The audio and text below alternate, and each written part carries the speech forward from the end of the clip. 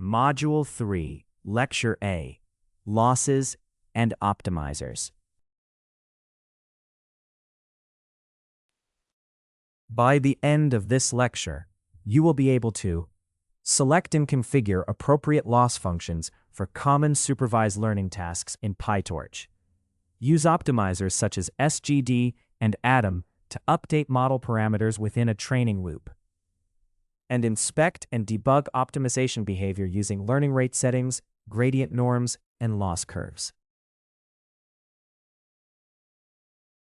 Choosing loss functions, regression and classification.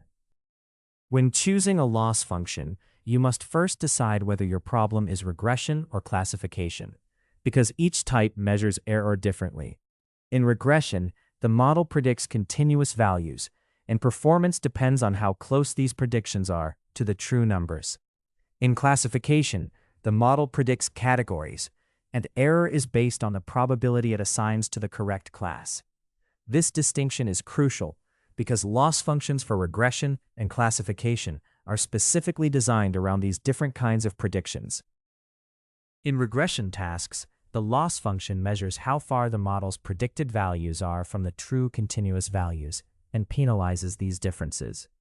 The goal is to adjust the model so that this loss is as small as possible across many examples, such as predicting energy use, blood pressure, or crop yield. Because the loss depends on the distance between predictions and targets, it is sensitive to the scale of the data and to extreme outliers. For this reason, it is important to choose a regression loss that matches the nature of your data and the kinds of errors that matter most. In classification tasks, the loss function measures how well the model's predicted class scores match the true labels.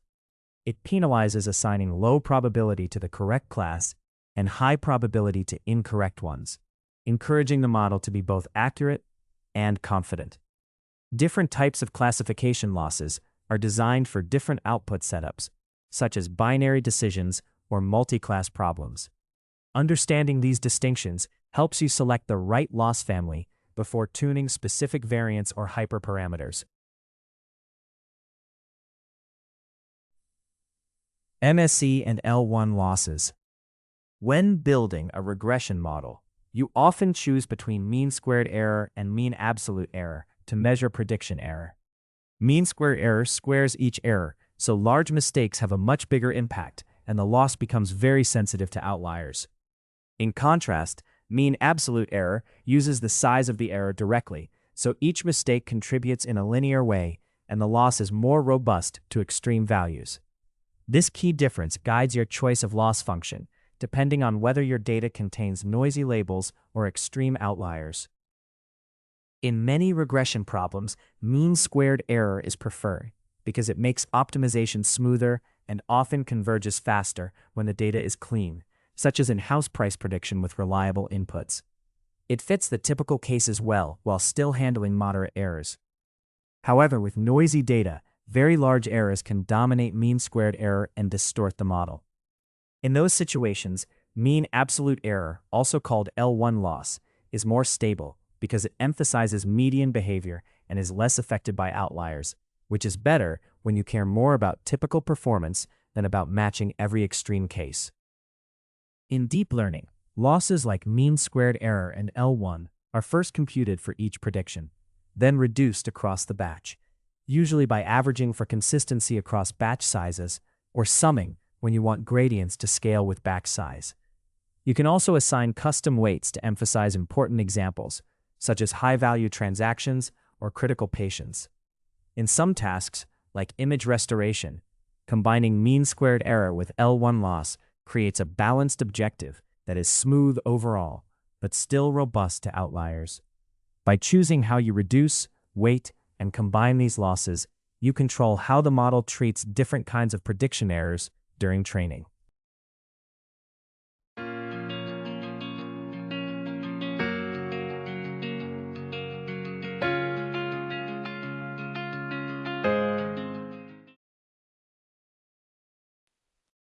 Python code, MSE, and L1 losses. This script demonstrates the difference between mean squared error loss and L1 loss using a very small synthetic regression example. It focuses on simple, clear outputs so you can build intuition about how these two loss measures behave. By comparing their values on the same data, you can better understand how each loss function responds to prediction errors. The script includes an optional commented line that can install the matplotlib library if it is not already available. This ensures that the plotting features used later in the script can run without errors. Because the line is commented out, it does not run by default, but users can enable it when needed. This design helps keep the script portable and easy to use on different systems where matplotlib might not be pre-installed. The script starts by importing 3 standard Python libraries: math, random, and statistics.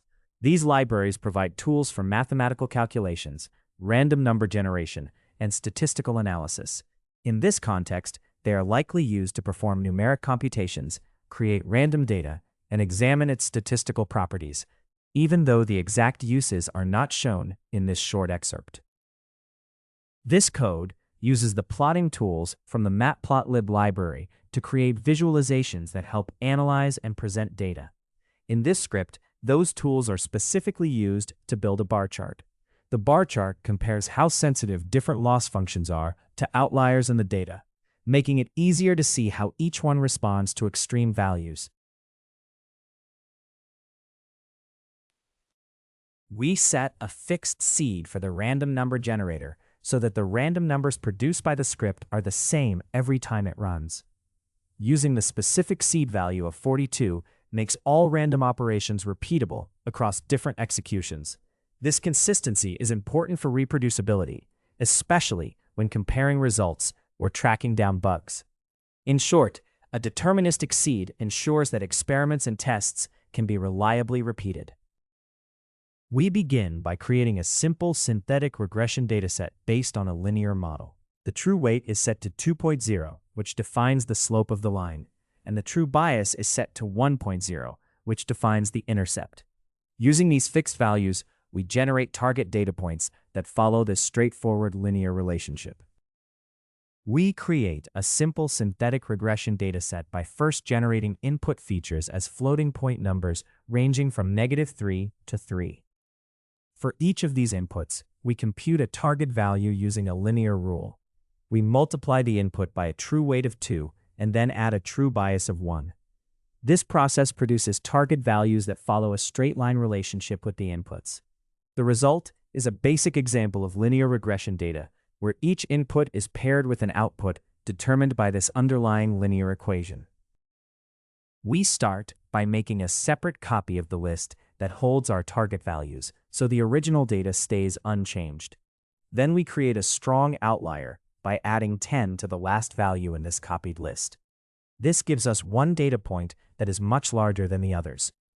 With this setup, we can study how different loss functions respond when the data includes such an extreme value.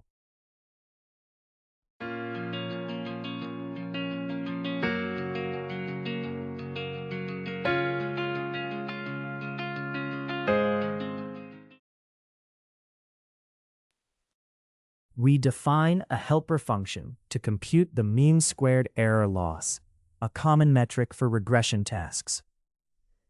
It first checks that the prediction and target lists have the same length to avoid mismatched data. Then, for each pair of prediction and target values, it finds the difference, squares it, and collects these squared errors. Finally, it averages all the squared errors by summing them and dividing by the number of elements, producing a single value that measures how accurate the predictions are overall.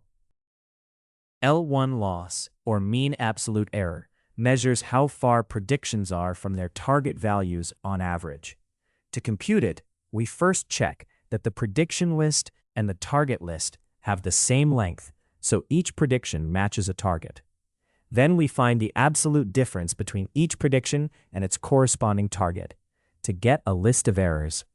Finally, we add these absolute errors and divide by the number of pairs, giving a single value that represents the L1 loss. We first create a set of predictions that exactly match the target values, representing a case of perfect predictions. Then we create another set of predictions by adding 1.5 to each target value. This second set simulates predictions that are consistently shifted by a fixed amount. Comparing these two cases helps us see how different loss functions react when predictions are perfect versus when they are systematically off by the same amount. We evaluate the shifted predictions against the original target values, without outliers, using two error measures. First, we compute the mean squared error, which averages the squared differences between predictions and targets to capture the overall magnitude of the errors. Then, we compute the mean absolute error, which averages the absolute differences and focuses on the size of the deviations without squaring them. Comparing these two measures helps us understand how well the shifted predictions match the clean target data. We now compute the losses on noisy data that contains an outlier to see how each loss function responds. First, we use the mean squared error loss, which takes the shifted predictions and noisy targets and returns the average of the squared differences between each prediction and its target. Then, we use the L1 loss with the same inputs, which returns the average of the absolute differences. Comparing these results shows how mean squared error and L1 loss behave differently when an outlier is present in the data. The code prints a summary of the loss values it has computed. It first shows the clean mean squared error, rounded to 3 decimal places, to indicate the error size without the outlier. It then reports the clean L1 loss, also rounded, to give an absolute error measure for comparison. After that, it prints the noisy mean squared error to show how an outlier increases this loss. Finally, it presents the noisy L1 loss, highlighting that this measure is relatively more robust to outliers than the mean squared error. We prepare a bar plot to compare how different loss functions behave with and without an outlier. First, we define 4 labels that represent mean squared error and L1 loss on both the clean and noisy datasets. Then we create a matching list of the computed loss values for each of these 4 cases. With the labels and values organized this way, we can feed them into a plotting tool to clearly visualize and compare how each loss function responds to the presence of an outlier.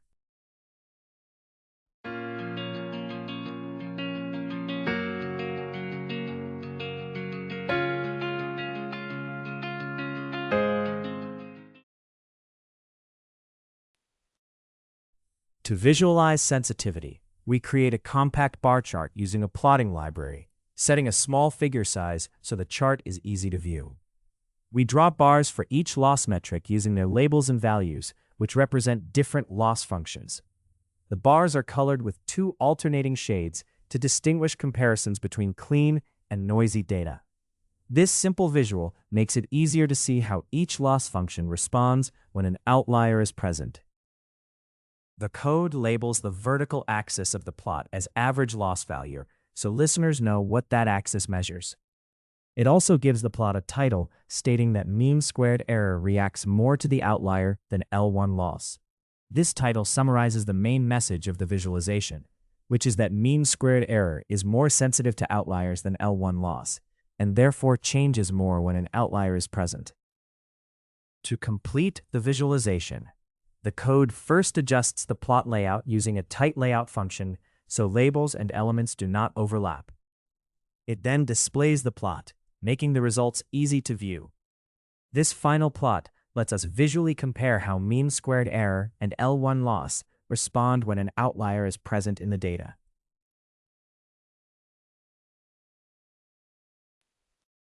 This script compares mean squared error and L1 loss in a regression setting to show how they react to outliers. It builds a simple linear dataset, then adds a large outlier to the target values and evaluates 2 prediction sets, one that matches the targets and one that is consistently shifted. The losses are computed with and without the outlier, revealing that mean squared error increases much more than L1 loss when the outlier is present. A bar chart illustrates this difference, emphasizing that mean squared error is more sensitive to large deviations. This behavior is important for understanding how the choice of loss function affects model training when datasets contain anomalies. Cross-entropy and BCE. When moving from regression to classification, you typically switch to cross-entropy-based loss functions. Standard cross-entropy is used for multi-class problems where each input belongs to exactly one class. Binary cross-entropy, or BCE, is used for binary decisions, such as detecting fraud, and for multi-label problems where each label is an independent yes or no. Choosing between these losses depends on whether your task is multi-class, binary, or multi-label. In multi-class classification, cross-entropy loss measures how well the model's predicted probabilities over all classes match the true class. The loss becomes smaller when the model assigns high probability to the correct class and low probability to the others, and it becomes larger when the model is confident in an incorrect class. For example, an email classifier that labels messages as primary, social, promotions, or spam is evaluated by how closely its scores align with the actual category. In libraries like PyTorch, cross-entropy is implemented as a single, numerically stable operation that combines the final activation with the loss calculation.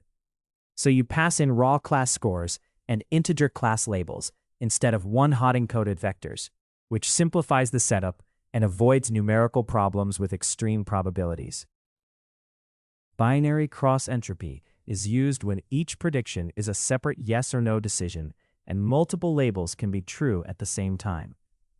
It compares the model's predicted probabilities with the actual outcomes, such as in hospital readmission prediction or multi-label image tagging.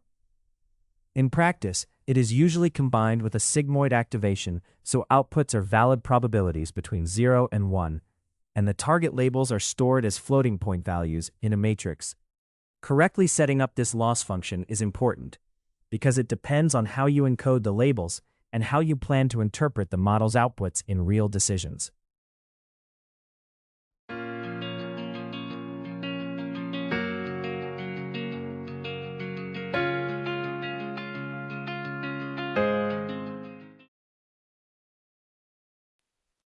Python code, cross-entropy, and BCE. This short script demonstrates the difference between cross-entropy loss and binary cross-entropy loss. It uses very small example tensors, so the behavior of each loss function is easy to see. You can run it in a Colab environment to view the printed outputs and compare how the two losses behave on the same inputs. If TensorFlow is not already installed in your environment, you may need to install it before running the script. The provided command installs TensorFlow version 2.20.0. It is currently commented out, so you would have to remove the comment marker to use it. Doing this helps prevent errors caused by missing TensorFlow when you run the code. We begin by importing TensorFlow and NumPy, which we will use throughout this script to work with tensors and numerical data. TensorFlow provides the tools for building and training machine learning models, while NumPy offers efficient operations on large, multi-dimensional arrays and matrices. Together, they allow us to perform the core computations needed in this lesson, such as calculating loss functions and converting raw model outputs, called logits, into probabilities. We first set the random seed for TensorFlow to 0, so that any random operations it performs give the same results every time we run the code, which is important for reproducibility. We then do the same for NumPy, also using 0 as the seed.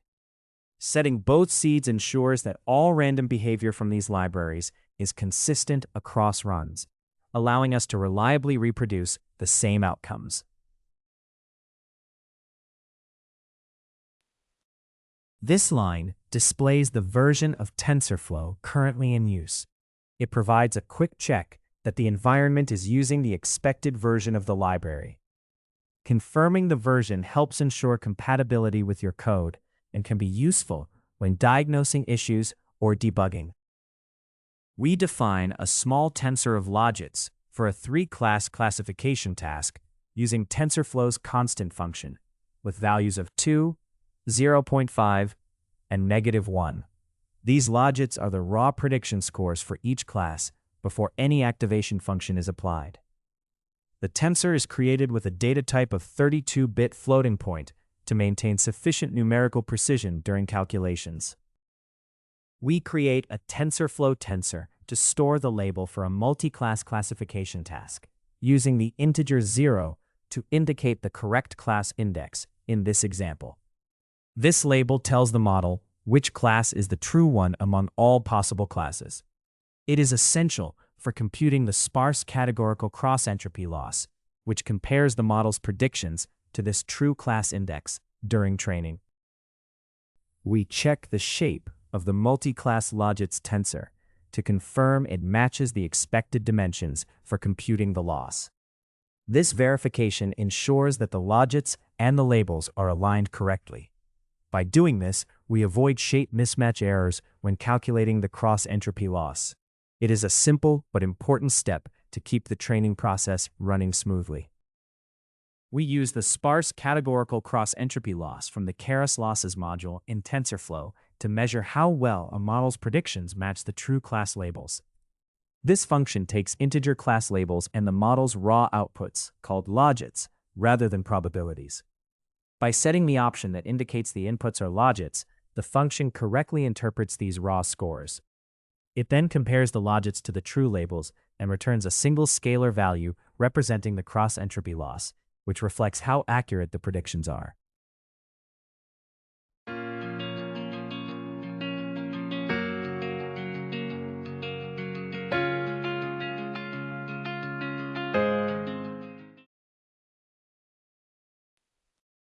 We print the cross-entropy loss value to show how well the model's predicted probabilities match the true class labels. This loss was previously computed using TensorFlow's sparse categorical cross-entropy function. We then convert the resulting loss tensor to a NumPy array, take its first element to obtain a single scalar value, and print that number. This gives a clear numerical measure of the model's performance on the given data. We use the softmax function from TensorFlow to convert logits, which are raw prediction scores, into probabilities. Softmax does this by exponentiating each score and then dividing by the sum of all these exponentiated values, producing a probability distribution over the classes. The axis setting tells the function to apply this transformation across the last dimension, which is standard for multi-class classification. This step is essential because it lets us interpret the model's outputs as probabilities that add up to 1. This code prints the probability distribution obtained by applying the softmax function to the logits in a multi-class classification task. Softmax converts the raw logits into probabilities that sum to 1, so each value can be interpreted as the likelihood of a specific class. The probabilities are taken from the model output, converted into a standard numerical array, and then printed. This lets you see how the model's predicted probabilities are spread across the different classes. We begin with a tensor representing logits for a binary classification task, initialized to a value of 1.5 and stored as a 32-bit floating point number. Logits are the raw output scores from a model before they are converted into probabilities. Setting up these logits is important because they are used to compute the binary cross-entropy loss, which quantifies how far the model's predictions are from the true binary labels. We define a binary label in TensorFlow as a constant with a floating point value of 1, which represents the positive class in a binary classification task. Using a floating point type, specifically float32, keeps the label compatible with TensorFlow operations that expect numeric inputs. This is especially important when computing binary cross-entropy loss, which relies on floating point labels for accurate calculations. We check the shape of the binary logits tensor to confirm it matches the dimensions required for computing binary cross-entropy loss. This verification step ensures that the model outputs and target labels are aligned correctly. By confirming the tensor shape before calculating the loss, we reduce the risk of errors caused by improperly structured input data.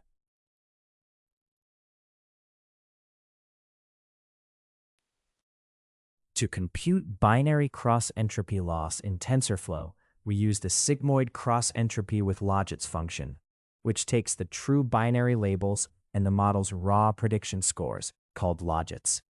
The function first applies the sigmoid activation to the logits to turn them into probabilities. It then calculates the cross-entropy loss, which measures how well these predicted probabilities match the true labels. The result is a single value that indicates the prediction error for the binary classification task. We print the binary cross-entropy loss to see how well our binary classification model is performing. To do this, we turn the loss tensor into a NumPy array, take its first element as the scalar value, and then convert that value to a standard float for readability. Finally, we output this float to the console, which gives us a clear numeric measure of how closely the predicted probabilities match the true labels. This step uses the sigmoid function to turn binary logits into probabilities. The sigmoid takes any real-valued logit and maps it to a number between 0 and 1. As a result, each output can be interpreted as the probability of the positive class. This is why the sigmoid function is commonly used in binary classification tasks. In this step, we obtain the model's predicted probability for the positive class in a binary classification task. We start with the model's raw output values, called logits, and convert them to probabilities using the sigmoid function. The result is stored as a numerical array, and we take the first element of this array to get a single probability value. Finally, we print this scalar value to show how likely the model thinks the input belongs to the positive class. The code prints the cross-entropy loss and the binary cross-entropy loss side by side so you can easily compare them. It does this by converting each loss tensor to a NumPy array, taking the first element and turning that value into a float. The first float comes from the cross-entropy loss, and the second comes from the binary cross-entropy loss. These two numbers are then printed together to show how the loss values differ in this example.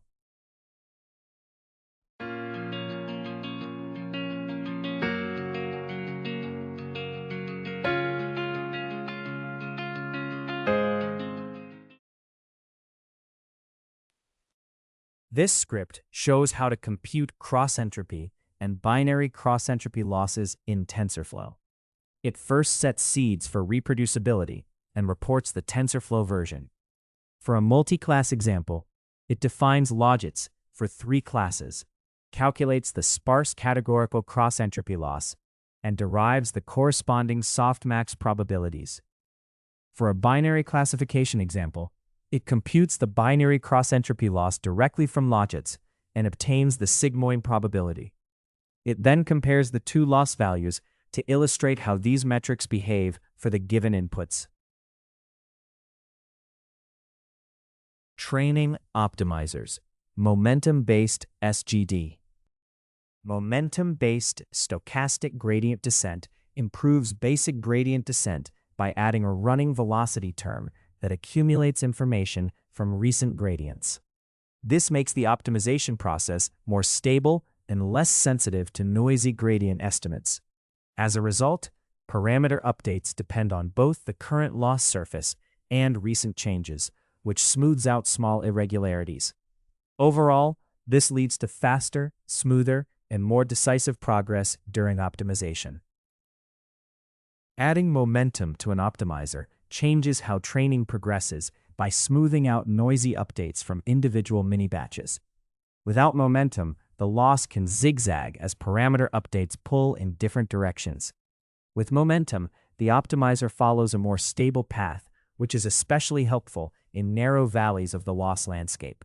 This smoother, more directed movement helps the model navigate difficult regions more efficiently and can reduce the number of training epochs needed for tasks like image classification. Momentum in optimization uses a momentum coefficient to control how much past gradients influence current updates. When this coefficient is near 0, the behavior is similar to basic gradient descent, while values closer to 1 give the optimizer a longer memory. Typically, you start with fixed learning rate and momentum, then adjust them based on how the loss changes. If the loss decreases too slowly, you may increase momentum, but if the updates overshoot, you may need to lower the learning rate or the momentum.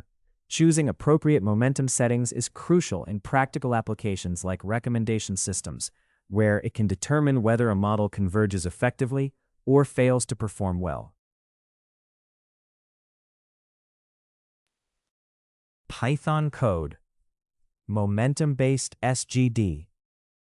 This script compares stochastic gradient descent with and without momentum by training a very small model on simple synthetic regression data. The goal is not to build a powerful model, but to observe how the two optimizers behave during training. By tracking how the loss changes over time, you can see the different loss trajectories and better understand the effect of adding momentum to stochastic gradient descent. The commented line recommends installing TensorFlow version 2.20.0. Using this exact version helps keep your setup consistent across different machines and environments. It also ensures that any code you run will work correctly with the specific features and behavior of that TensorFlow release. In short, fixing the version helps avoid compatibility issues. The code begins by importing 3 key libraries that prepare the environment for data processing and model training. It imports the operating system library to work with things like file paths and environment variables. It then imports the random library to generate random numbers and make random selections. Finally, it imports the numerical computing library NumPy, which is used to handle arrays and perform efficient mathematical operations. Together, these imports provide essential tools for the tasks that follow. We start by importing TensorFlow, a widely used library for machine learning. After that, we print the TensorFlow version currently in use. Knowing the version is important because different versions can offer different features, improvements, or behaviors. This helps ensure that our code is compatible and that we understand which capabilities are available.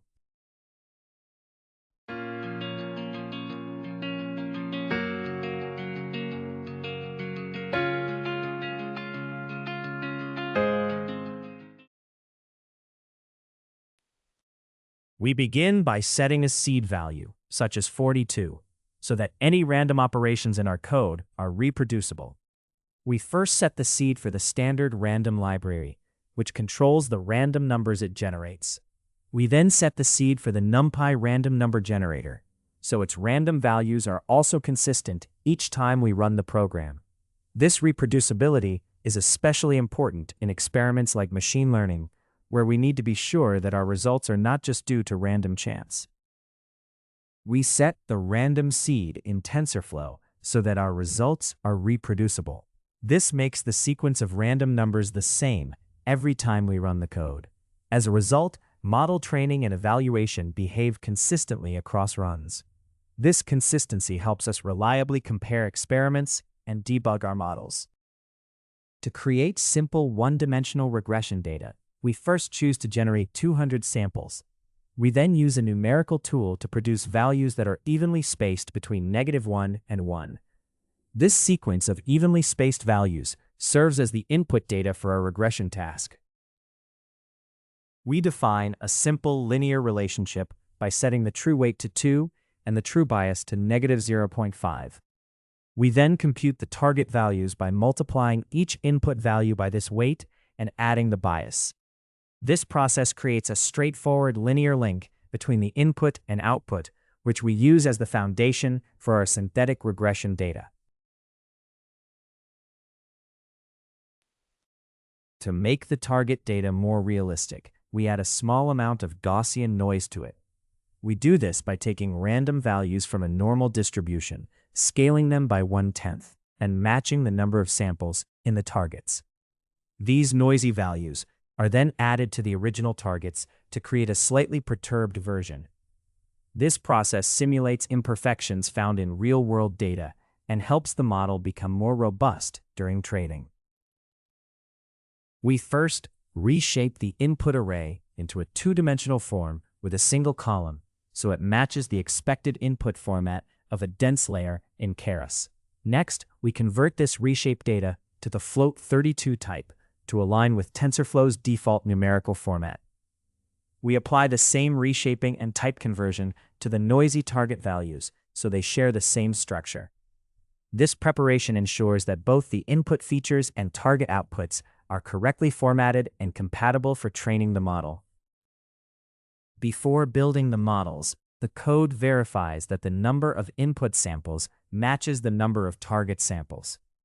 This check ensures that every input has a corresponding target, which is essential for correct model training. If these shapes do not match, it signals a problem in how the data was prepared and can cause errors during training. Performing this validation step helps catch such issues early and maintain reliable training data. We define a function that builds a simple neural network model using the Keras interface in TensorFlow.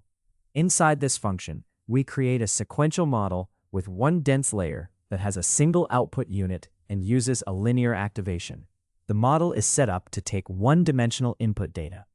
The function then returns this model so it can be used for basic regression tasks.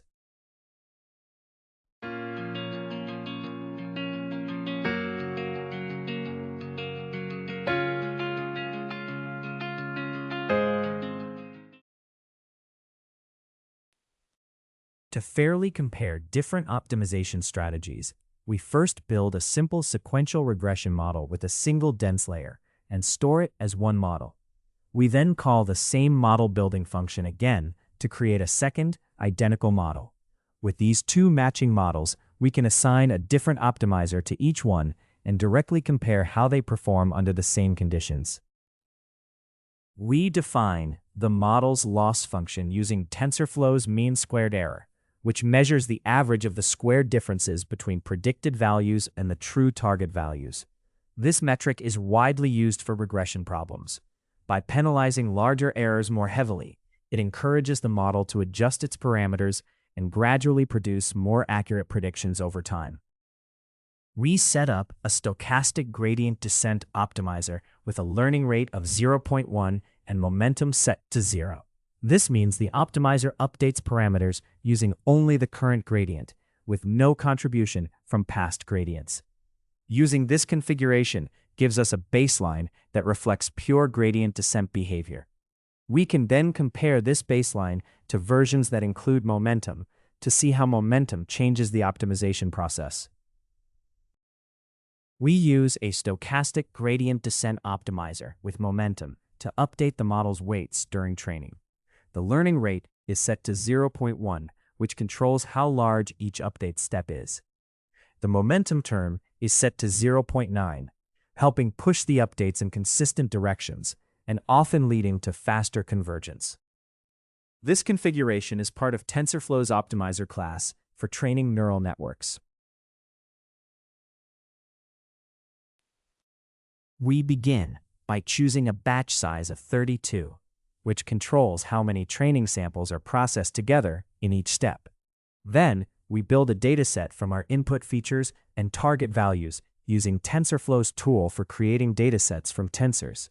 This converts the raw features and targets into a dataset object that can be fed to the training process. Using this dataset allows the model to handle data efficiently in batches during training. The dataset is shuffled using a buffer as large as the entire dataset so that the samples are thoroughly mixed. A fixed random seed is used for this shuffling, which makes the process deterministic. This means the data will appear in the same shuffled order every time the code is run. Such consistency is important for reproducibility because it allows experiments and results to be repeated exactly in future runs. The dataset is optimized for training by using batching and prefetching. The data is first grouped into batches of a fixed size, such as 32, so the model processes manageable chunks at a time. Then, prefetching loads the next batch while the current one is being processed. Together, these steps speed up data input and help keep the training pipeline running smoothly. The training is set to run for 15 epochs, meaning the model will pass through the entire dataset 15 times. This limited number of training cycles is chosen to keep the run short. It allows us to quickly observe and compare how different optimizers perform over a small number of iterations. We begin by creating two empty lists to record the average loss at each training epoch. One list will store the losses from a model trained with standard stochastic gradient descent, and the other will store the losses from a model trained with stochastic gradient descent that uses momentum. By filling these lists during training, we can later compare how the loss changes over time for the two optimization methods and evaluate which one performs better.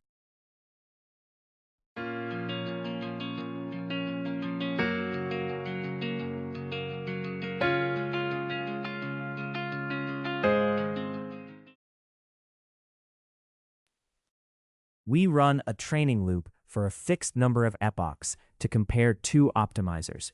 At the start of each epoch, we reset two loss counters to 0, one for each optimizer. As we process all the batches in that epoch, each counter accumulates the total loss for its optimizer. At the end, we use these totals to compute the average loss per epoch, which lets us clearly compare how the optimizers perform over time.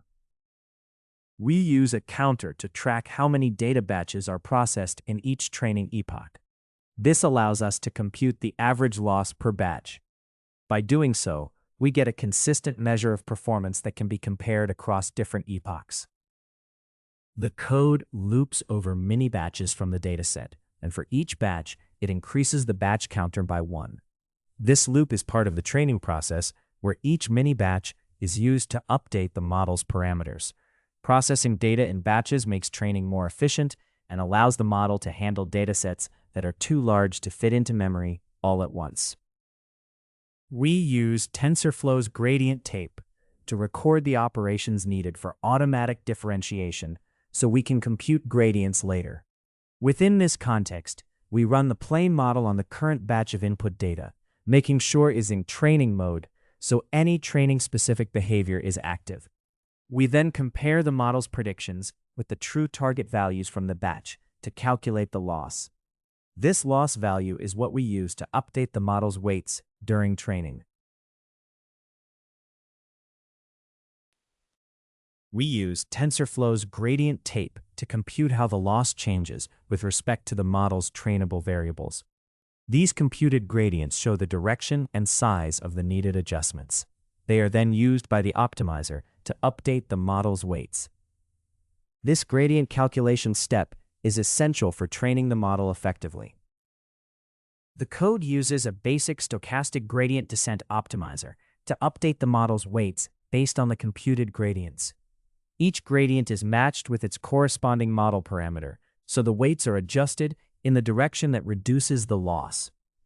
By repeating this process over many training steps, the model's weights are gradually refined. This iterative updating is essential for improving the model's predictions. We use TensorFlow's gradient tape to record the operations needed for automatic differentiation so we can compute gradients later. Within this context, the momentum-based model makes predictions on the current batch of input data while running in training mode, so layers like dropout behave correctly. We then compute the loss by comparing these predictions to the true target values using the mean squared error loss function. This loss value is what drives the updates to the model's weights during training. We use TensorFlow's gradient tape to compute gradients for a model trained with momentum. During the forward pass, the tape records how the model's variables are used. We then calculate how the loss changes with respect to each trainable variable. These gradients are what the optimizer needs to update the model's weights. By following the gradients, the optimizer adjusts the parameters in the direction that reduces the loss during training. The code uses a momentum-based stochastic gradient descent optimizer to update the model's trainable variables. It pairs each computed gradient with its corresponding variable, and then adjusts the model's parameters accordingly. By incorporating momentum, the optimizer can help the training process converge faster and more stably. During training, the code keeps track of the total loss for each epoch by continually adding each batch's loss to an accumulated sum. For plain stochastic gradient descent, it updates a running total of losses across all batches in that epoch. It does the same for the momentum-based version of stochastic gradient descent, but stores these values separately. This way, the losses from the two optimizers can be compared later to evaluate their performance. To find the mean loss for each optimizer across all batches, we divide the total accumulated loss by the number of batches processed. We do this separately for the plane optimizer and for the momentum optimizer. The result is an average loss per batch for each method. These mean loss values let us compare how each optimizer performs over the entire epoch.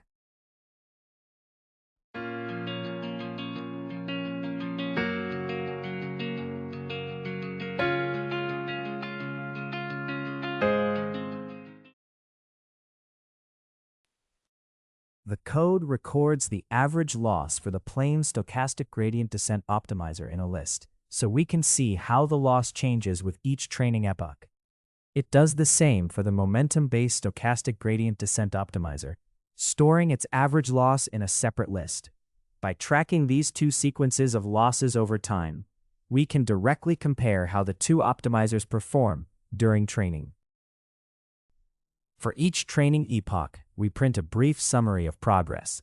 The message shows the epoch number in a 2-digit format, followed by the mean loss for the plane stochastic gradient descent optimizer. It then reports the mean loss for stochastic gradient descent with momentum. This compact output makes it easy to compare how the two optimizers perform as training goes on. We use a plotting tool from the matplotlib library to visualize the loss curves of our models. By plotting the training loss for different optimizers on the same graph, we can directly compare how their loss values change over time. This visual comparison helps us see how momentum influences the speed and pattern of convergence during training. We begin by creating a new plotting figure with a size of 6 by 4 inches using a visualization library. This sets up a clean canvas where we can draw our graphs.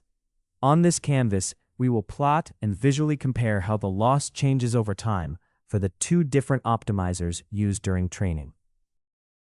We create a loss trajectory plot for the plane stochastic gradient descent optimizer by using a line graph of the recorded loss values over each epoch. This plot is labeled as stochastic gradient descent without momentum, so it can be clearly distinguished from other optimizer plots.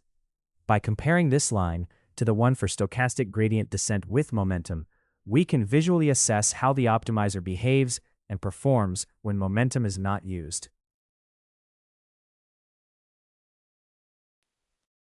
This line shows how the loss changes over time when using stochastic gradient descent with momentum.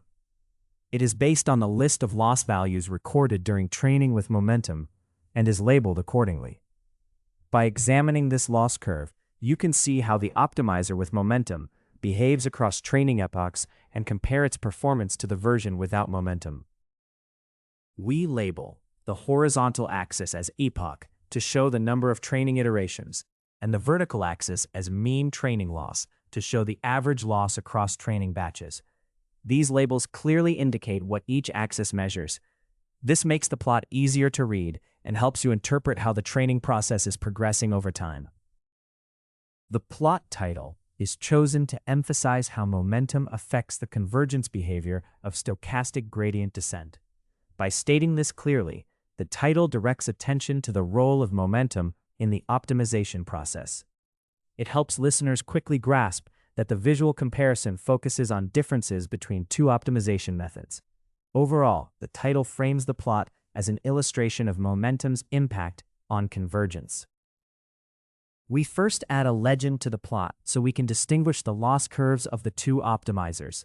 Next, we tighten the layout to keep all plot elements clear and non-overlapping. Finally, we display the plot, which lets us visually compare how using momentum changes the convergence behavior of stochastic gradient descent.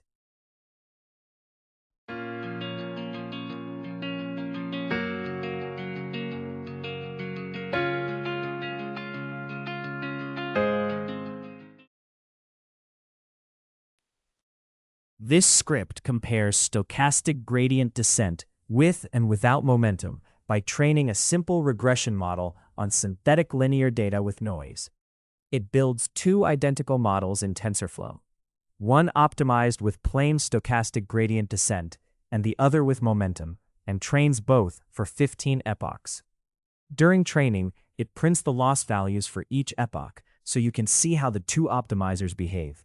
In most runs, the model using momentum converges faster and reaches lower loss values than the model using plain stochastic gradient descent.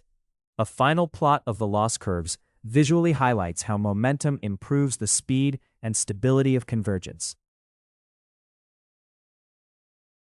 Adaptive Optimizers Overview. Adaptive optimizers adjust the learning rate separately for each parameter, based on how its gradients have behaved over time. Instead of using one global step size, like basic stochastic gradient descent. By tracking each parameter's history, they make smaller, more cautious updates for parameters with large or volatile gradients, and larger, more confident updates for those with smaller or infrequent gradients. This is especially helpful in deep neural networks, where different layers or neurons learn at different speeds. For example, in a convolutional network for medical images, early layers may stabilize quickly, while deeper layers benefit from more flexible learning rates to capture complex patterns efficiently. RMSProp and ADAM are adaptive optimization methods that adjust learning rates using information from past gradients. RMSProp focuses on recent gradient magnitudes to avoid overly large updates that could destabilize training. ADAM builds on this by also tracking the average gradient direction, effectively combining momentum with per-parameter learning rate adaptation. This combination makes ADAM especially useful in models such as those used for natural language processing, where it helps find good parameter directions while keeping updates controlled, leading to faster and more stable training than basic stochastic gradient descent. When you use an adaptive optimizer in a training loop, the overall structure stays the same. You run the forward pass, compute the loss, backpropagate to get gradients, and update the parameters.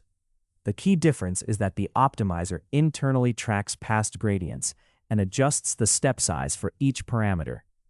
This makes it especially useful for models where some parameters only receive informative gradients occasionally. However, adaptive optimizers introduce extra hyperparameters, such as decay rates, that you need to understand and tune to guide training effectively.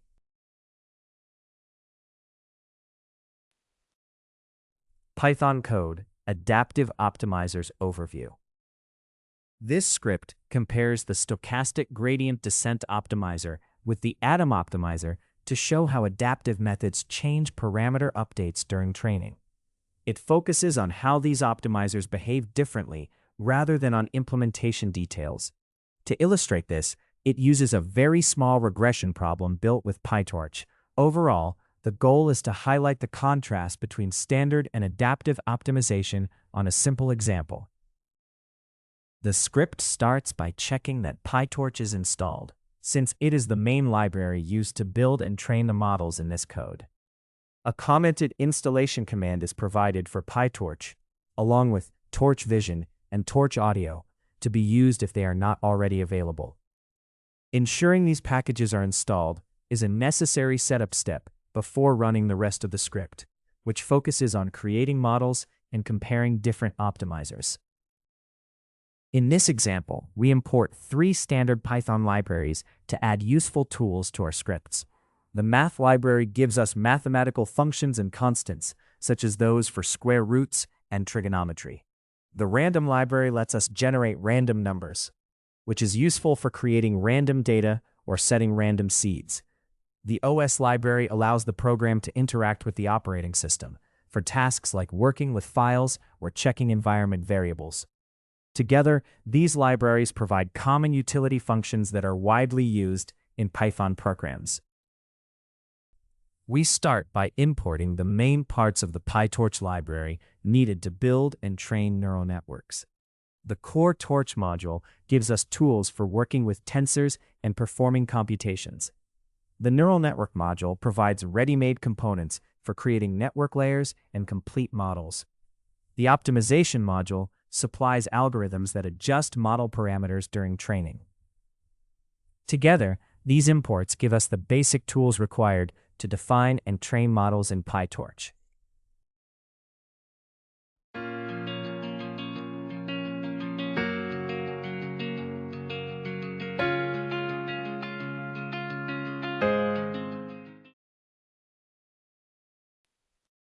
To make our results consistent every time we run the code, we set deterministic seeds. We first set the seed in the random library to 0, so that any random numbers it produces are the same on each run. We then set the manual seed in PyTorch to 0, so that operations like weight initialization and random tensor generation are also repeatable. This reproducibility is essential when comparing the performance of different models or algorithms. This code chooses whether to run on a graphics processing unit or on the central processor by checking if CUDA support is available in PyTorch. If a compatible GPU is found, it sets the computing device to use that GPU. Otherwise, it falls back to the CPU. This automatic selection helps the program run more efficiently, especially for heavy tasks such as training neural networks, by taking advantage of faster GPU hardware when possible. We begin by printing the version of PyTorch in use, so we know exactly which library version is running, which is important for compatibility and debugging. We also print which device is selected for computation, either a graphics processor or the central processor. This device choice is based on whether a graphics processor is available, allowing us to use faster hardware when possible. Together, this information clarifies the environment in which the code runs, which is especially important for performance-sensitive tasks like training machine learning models. To create synthetic regression data, we first choose the true parameters of the underlying linear relationship. We set the true slope to a value of 2 and the true intercept to -1. Together, these values define the actual straight line that generates the data. The learning task for our model is then to recover this slope and intercept from the observed data points. We create a small input tensor using the linspace function in PyTorch, which produces 40 evenly spaced values from -1 to 1. This sequence is then reshaped into a column vector by adding an extra dimension. In this form, the data is properly structured for use as input to a regression model. We create realistic target data by first generating small random noise with the same shape as an input tensor, using PyTorch's random number tools and scaling it down so its effect stays minor. Then we compute the ideal regression targets by multiplying the input values by the true weight of 2 and adding the true bias of -1. Finally, we add the noise to these ideal values, producing target data that follows the underlying linear relationship but includes slight randomness, similar to real-world measurements. The code sends both the input data and the target labels to the previously chosen device, which may be a graphics processor or the main processor. This keeps all related tensors on the same device, so the computations run smoothly. By doing this, the program avoids errors that happen when data is split across different devices. It also helps the model run more efficiently during training and evaluation. The tiny regressor class is a simple linear regression model built by extending PyTorch's neural network module. In its initialization, it first sets up the base neural network behavior using the parent class. It then defines a single linear layer with one input feature and one output feature. This layer allows the model to learn a straight line relationship between the input data and the output values. The forward method describes how the model handles input data during computation. It receives an input tensor, sends it through the linear layer, and produces an output tensor. In this step, the model uses its learned weights and biases to transform input features into predictions. This makes the forward method the central part of the model's prediction process.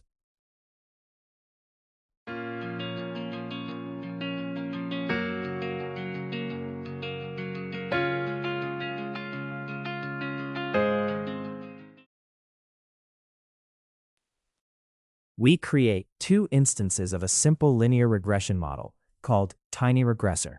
One instance will later use stochastic gradient descent, and the other will use the atom optimizer. Both models are placed on the same computing device, which may be a graphics processor if available, or otherwise the central processor. Setting them up this way ensures they start from identical conditions, allowing a fair comparison of how the two optimization methods perform. We make sure that the models using stochastic gradient descent and atom start from exactly the same parameters, so the comparison between the two optimizers is fair. To do this, we first initialize one model, then copy its parameters to the other model. This setup ensures that any differences we observe in training or performance come from the optimizers themselves, not from different starting points. In other words, both models begin from the same place, and only the optimization method varies. We use PyTorch's mean squared error as the loss function, which measures the average of the squared differences between predicted and actual values. This loss is a standard choice for regression problems. Because it squares the errors, larger mistakes are penalized more strongly. During training, the model adjusts its parameters to minimize this loss and reduce these prediction errors. We use stochastic gradient descent with a fixed learning rate of 0.1. This means the optimizer changes the model's parameters by the same step size at each update. Using a constant step size helps control how quickly the model learns and how stably it moves toward a good solution during training. We set up the atom optimizer for the model called Model Atom using PyTorch's optimization tools. Atom is an adaptive learning rate method, and here it uses a learning rate of 0.1 to control how much the model's parameters change during training. It also keeps the default beta hyperparameters, which govern the moving averages of the gradients and their squares to help stabilize the training process. In a single training step for a model, we first reset the optimizer's gradients to 0 so they do not accumulate across steps. We run a forward pass on the input batch to get predictions, then compute the loss by comparing these predictions to the target values using mean squared error. Next, we backpropagate this loss to compute gradients for all model parameters and measure training stability by calculating the overall gradient norm from these parameter gradients. We then call the optimizer to update the model parameters using the computed gradients. Finally, we return the scalar loss value and the gradient norm for monitoring and analysis. This script uses a simple linear regression task in PyTorch to compare how stochastic gradient descent and atom optimize model parameters. It creates a synthetic linear dataset with noise, then trains two identical models, one with each optimizer, while tracking loss and gradient norms over several epochs. By observing how quickly the loss decreases, you can see that atom usually converges faster because it adapts its learning rate, whereas SGD often needs more epochs to reach similar accuracy. In the end, the script compares the learned parameters with the true values to show how effective each optimizer is in this controlled setting and to illustrate how adaptive methods can improve training efficiency and accuracy.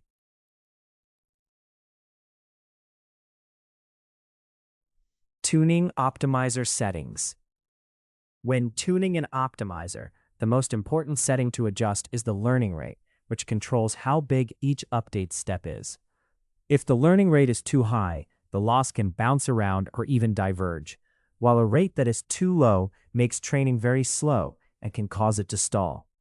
A common approach is to start with a moderate default value and then change it based on how quickly the loss decreases in the first few training epochs.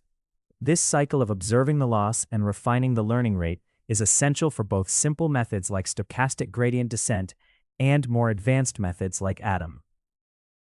When tuning optimizers, you adjust more than just the learning rate. Settings like momentum, beta values, epsilon, and weight decay also matter. Momentum smooths updates by using past gradients, but if it is too high, the model can overshoot good solutions. In adaptive methods such as atom, Beta values control how quickly the optimizer reacts to recent changes, and epsilon helps keep updates stable when gradients are very small. In practice, for tasks like training or fine-tuning language models, you often lower the learning rate and carefully set weight decay, especially on small datasets, to balance speed, accuracy, and overfitting. Overall, thoughtful experimentation with these hyperparameters is usually more effective than relying on default values. To tune optimizer settings effectively, connect them to what you observe during training. Watch training and validation loss curves to see if the learning rate is too high or too low, and adjust it or apply a schedule that lowers it over time. Monitor gradient norms to check whether updates are stable, which can inform choices like gradient clipping or other hyperparameter changes. By systematically trying different learning rates and schedules and comparing their performance, you build intuition about how optimizer settings interact and make better decisions in future projects.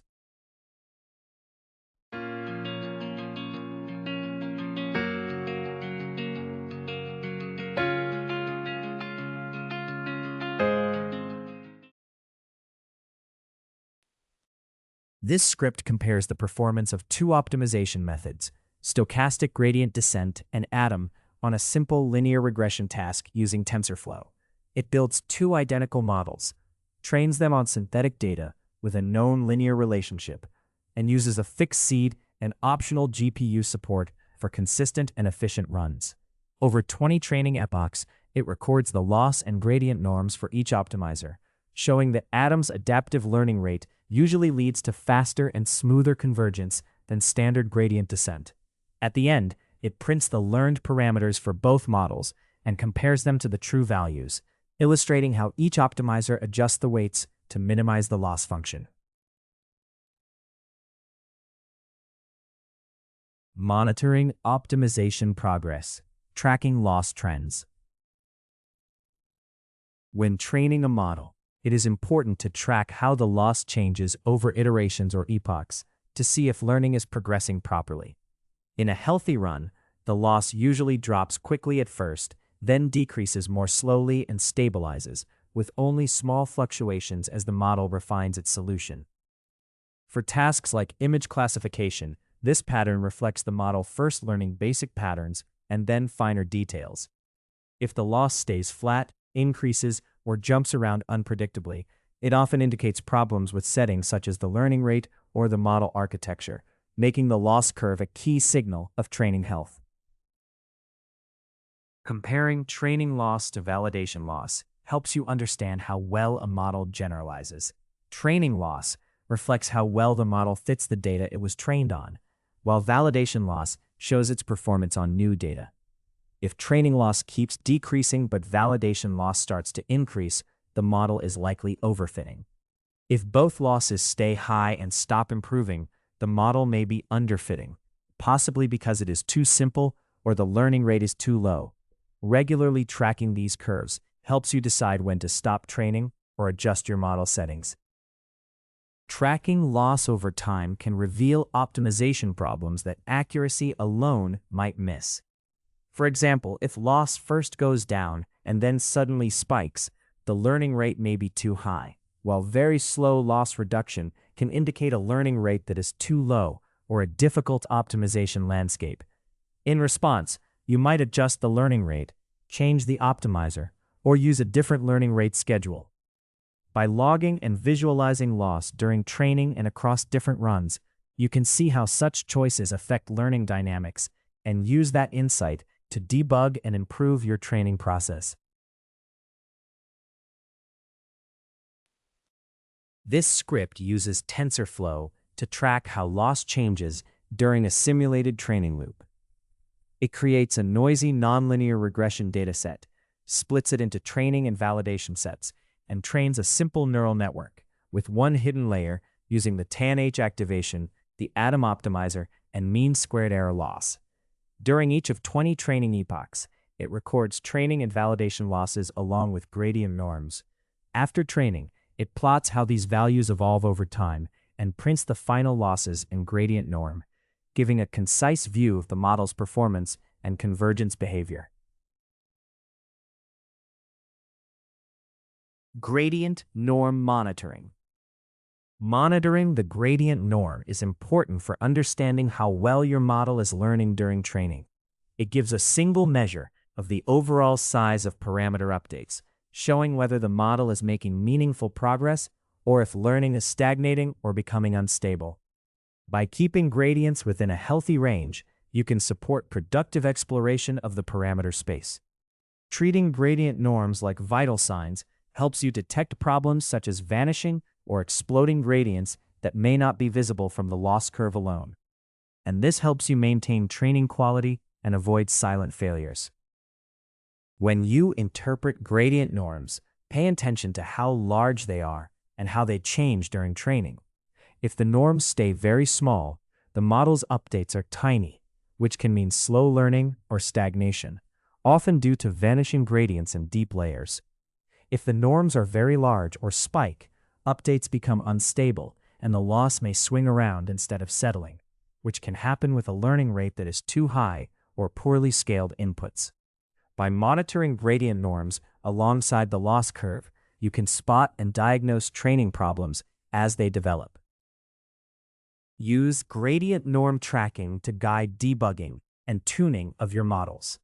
If gradient norms stay very small, you may need a shallower model, different activation functions, better weight initialization, or a higher learning rate so updates have more effect. If you see large spikes, try lowering the learning rate, using gradient clipping, or improving data preprocessing so feature and label scales are consistent. In applications like energy forecasting or autonomous driving, these adjustments are important for stable convergence. Over time, learning what typical gradient norms look like for different architectures helps you spot problems early and make training more efficient.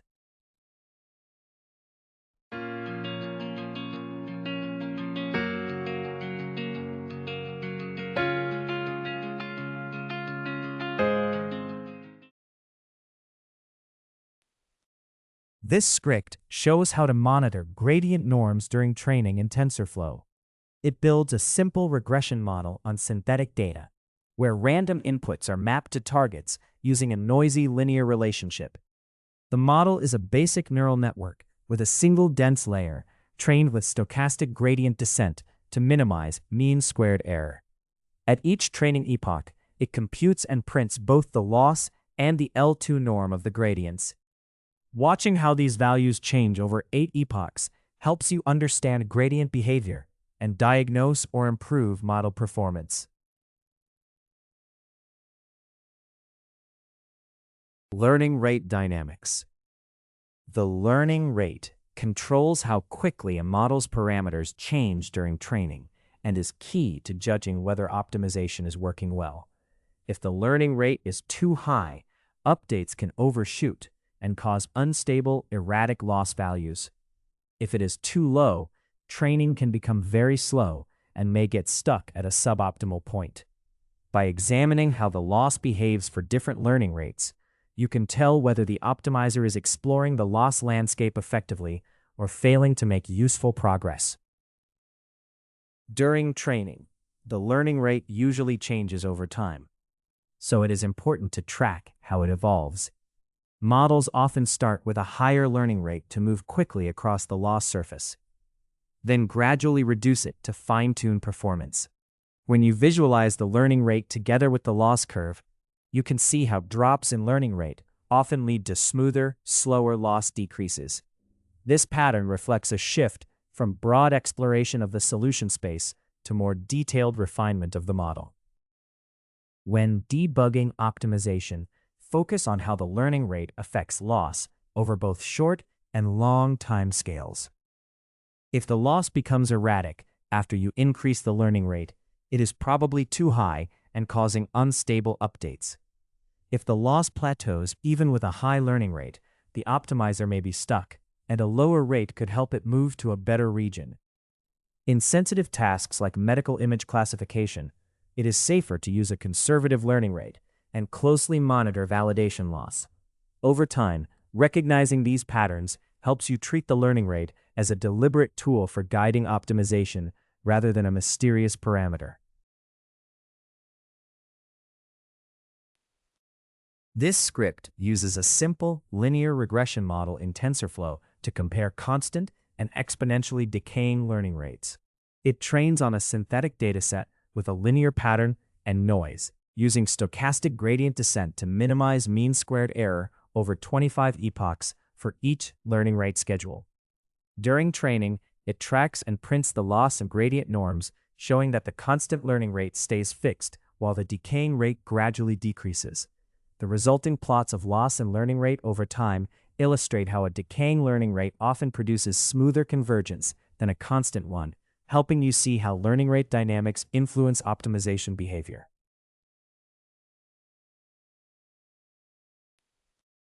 In this lecture, you learn to select and configure appropriate loss functions for common supervised learning tasks in PyTorch. Use optimizers such as SGD and Atom to update model parameters within a training loop. And inspect and debug optimization behavior using learning rate settings, gradient norms, and loss curves. In the next lecture, Lecture B, we will go over training loop design.